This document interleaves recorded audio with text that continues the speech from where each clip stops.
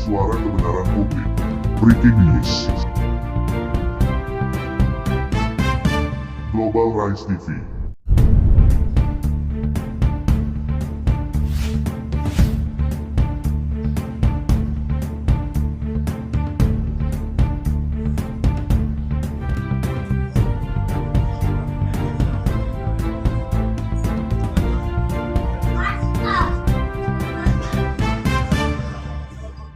Halal bihalal dan syukuran media Global Rise TV berlangsung meriah dan sukses.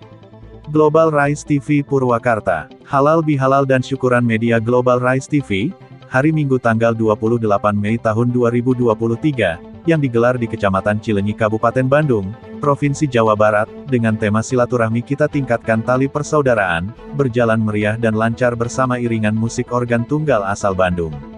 Kegiatan halal bihalal media Global Rise TV itu dihadiri langsung oleh Direktur Utama PT Ahtar Farzan Mediatama, yang sekaligus sebagai pemimpin umum Global Rise TV Asikin Sutiwan.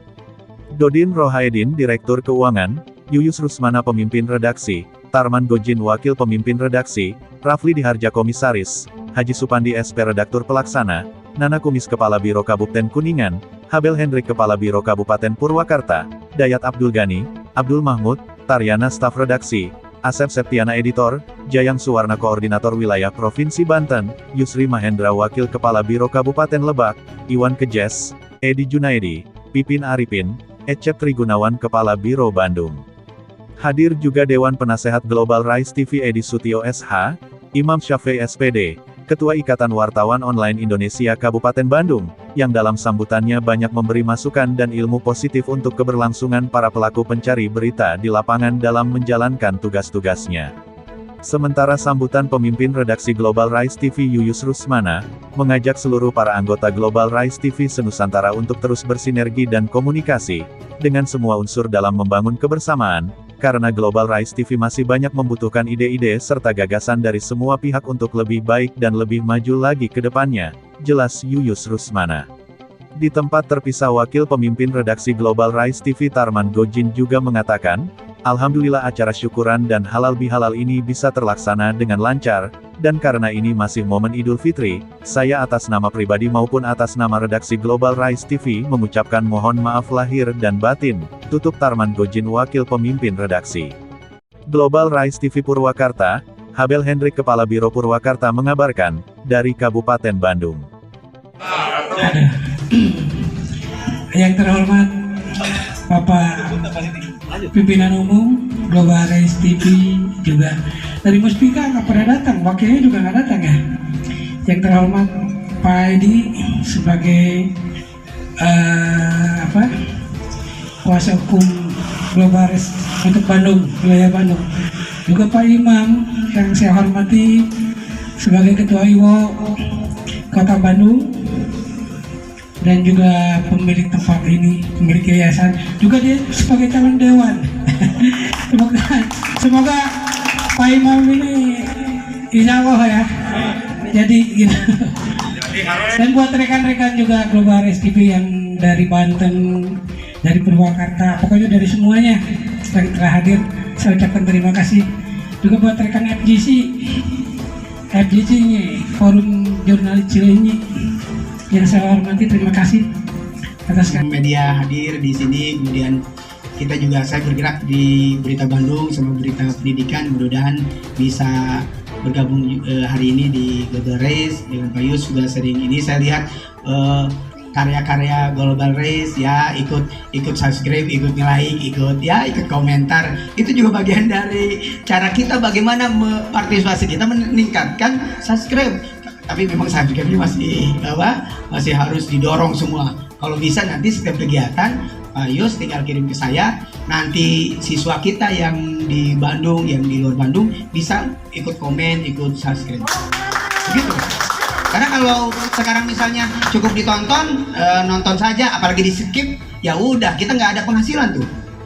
Bagaimana kita ada penghasilan, maka harus di subscribe Global Rise TV biar kita juga sama-sama saling berpartisipasi. Tinggal nanti ikut serta aja, saya minta setiap posting aja terus kita.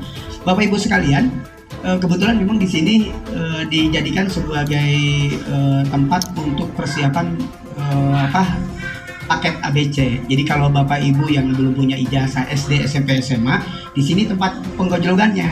Daftar unggul, besok yang lulus begitu. Tapi diproses selama 3 tahun. Prosesnya begitu standarnya. Nah, oleh karenanya siapa tahu di keluarga kita yang belum kuliah, yang belum lulus SMA bisa bergabung di kita, bisa di program, masuk ke program yang gratis. Ya, itu gratisnya. Ada juga yang kita berbayar. Kita hari ini ikutan tes akademik Polri itu ada 26 siswa sedang ikutan tes akademik, itu udah tahapan sampai 75%, baik Apol maupun Bintara. Itu juga bagian dari proses program kita yang memang bisa didorong. Mudah-mudahan Bapak Ibu Global Race bisa saling bantu. Nanti kita sisipin iklan di Global Race begitu Pak Yos ya. Begitu. Itu saja barangkali yang bisa disampaikan. Saya tentu merasa bangga dan senang bisa hadir Bapak Ibu di kesempatan kali ini, bisa tatap muka, bisa berroja, apalagi yang dari Banten, dari Serang, dari Padang, dari Garut, dari Purwakarta, dari luar Bandung, sangat apresiasi, sangat senang saya bisa bersilaturahmi. Apalagi tetangga dekat nih, Pak Dedi, Pak Edi, Pak Yopi, ya yang jauh aja bisa silaturahmi di sini. Banyak kita ini taruhlah undanglah kita begitu. Kalau udah bahasa undang kita, mudah-mudahan menuju Pileg 2024 Pak. Kemudian Pileg 2024. Kalau ya selebihnya bukan persoalan coblos atau persoalan dukungan. Saya lebih meyakinkan bahwa Bapak Ibu adalah bagian dari dorongan doa, bahwa doa yang menjadi kekuatan kita untuk bisa mewakili media, mewakili wartawan untuk masuk kepada kebijakan. Jadi kalau saya bilang tadi di tempat makan, ruang makan, bukan persoalan pejabat, bupati, wakil bupati atau anggota DPRD pasang iklannya, bukan. Tapi bagaimana persoalannya, kita tuh punya PT, Aktar Parjan Media Tama. Bapak Ibu punya media. Jadi tinggal buat misalnya program yang sifatnya melibatkan CP, PT, yayasan atau PT, itu kan bisa dianggarkan baik di ABT maupun di murni.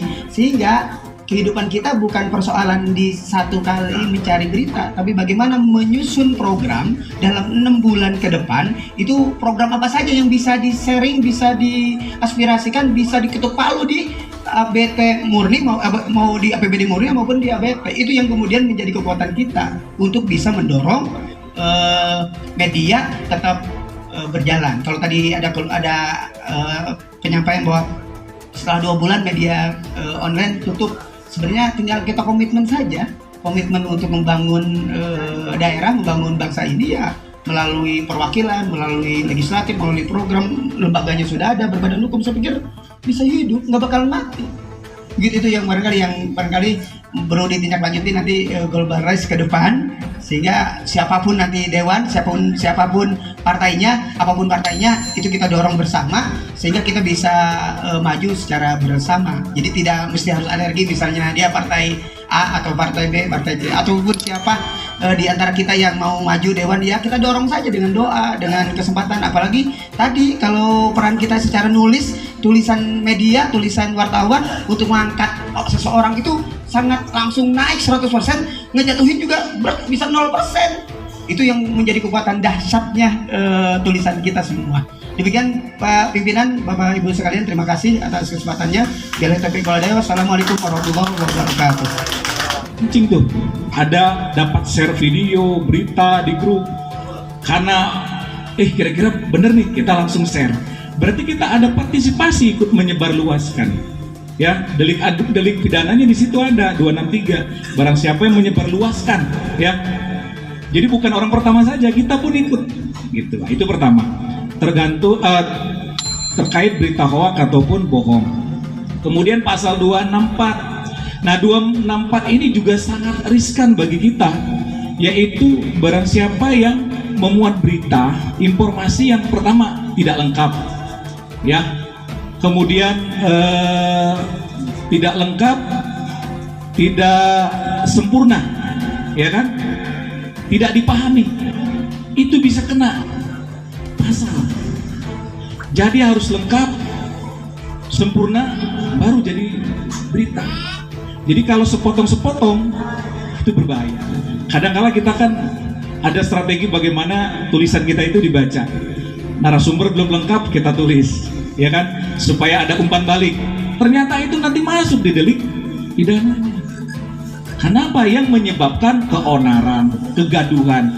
Jadi endingnya adalah terjadinya kegaduhan dan keonaran di masyarakat. Jadi kalau ada kegaduhan, ada keonaran, ada suasana kisruh, kita masuk. Nah, untuk itu mari kita sama-sama 3 tahun ini kita akan berlaku nanti 2026 undang-undang itu. Itu kita mulai berhati-hati. Tidak masalah selagi itu ada fakta, data, narasumbernya lengkap, ya kan? Kita tayangkan saja.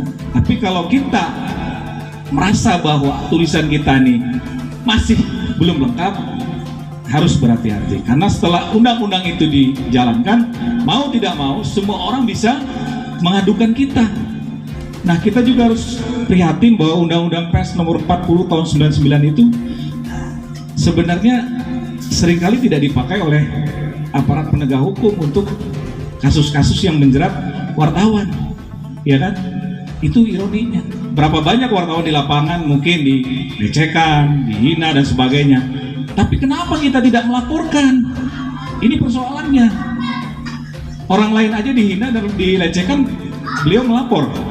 Kenapa kita ketika kita menjalankan profesi kita dihina, kita dilecehkan, kita direndahkan dan sebagainya? Kenapa kita tidak tergerak untuk melaporkan?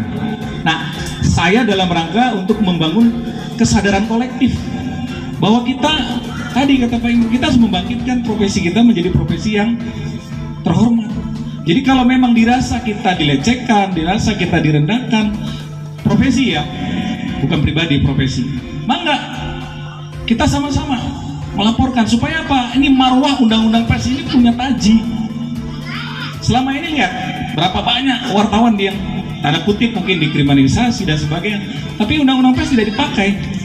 Peraturan kerjasama Kapolri dengan Dewan Pers juga itu kadang sering menjadi angin lalu, tetap saja dijerat. Baru-baru ini beberapa wartawan juga ada masuk, ya kan? Kita perlu menyikapi ini. Di kita ini seringkali kan no viral,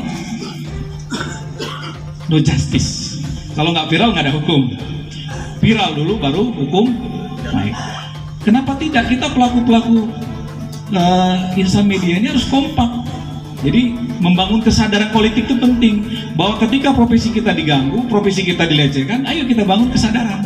Itu dari sisi hukum. Terakhir, sama kita juga harus mengupgrade skill kita. Kata Imam tadi, bagaimana kita mengikuti perkembangan zaman, ya kan?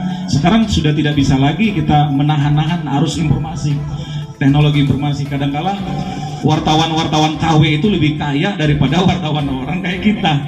Punya YouTube sendiri aja udah jadi YouTuber, udah kaya raya. Kita yang membangun media itu secara benar, nggak kaya-kaya, ya nggak? Hidup aja susah. Tapi YouTuber itu kan lihat luar biasa. Padahal sebenarnya bukan bagian dari wartawan, tapi mereka berperan dalam kehidupan berbangsa dan bernegara ini, mempengaruhi kehidupan masyarakat, mempengaruhi opini masyarakat dan seterusnya. Ya mudah-mudahan apa yang saya sampaikan ini bisa menjadi renungan kita. Ya, 2 pasal tadi 263, 264 itu coba kita review, kita baca-baca. Karena apa?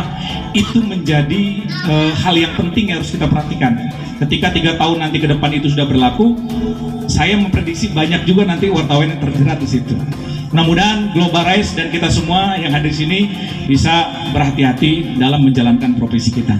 Sekali lagi, saya atas nama FJC Forum Jurnalis Cileunyi mengucapkan terima kasih kehadiran semua dan selamat. Mohon maaf lahir batin. Wassalamualaikum warahmatullahi wabarakatuh.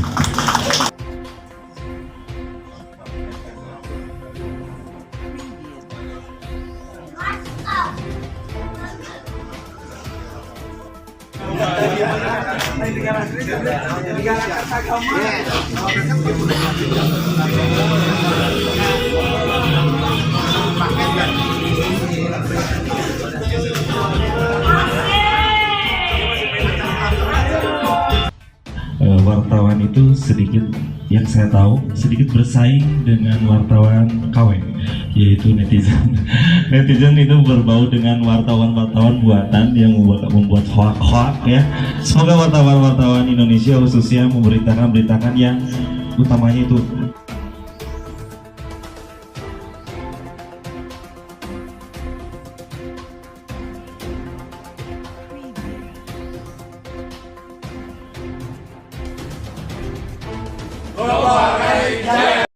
Suara kebenaran publik.